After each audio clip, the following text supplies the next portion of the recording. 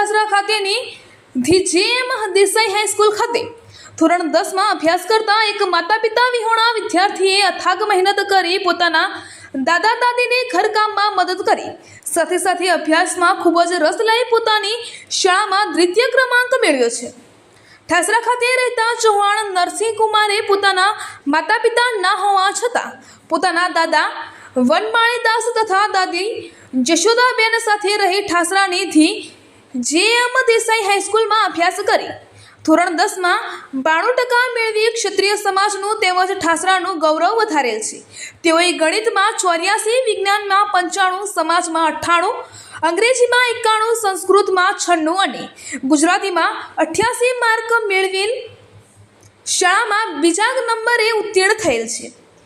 તેઓને શાળાના આચાર્ય શ્રી સુમનભાઈ પટેલે પણ અભિનંદન પાઠવ્યા છે।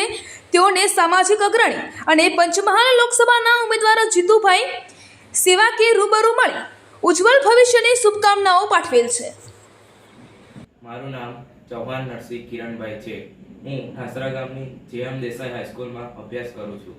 મારું 10મા ધોરણનું રિઝલ્ટ 92% આવે છે અને પર્સન્ટાઇલ 97.83% આવ્યા છે। મારા આ 10મા ધોરણના રિઝલ્ટમાં મારા દાદા દાદીનો ખૂબ સહયોગ છે। મારા મમ્મી પપ્પા નથી છતાં પણ મારા દાદા દાદીએ મને માતા પિતાની ખોટ પડવા દીધી નથી। મને જે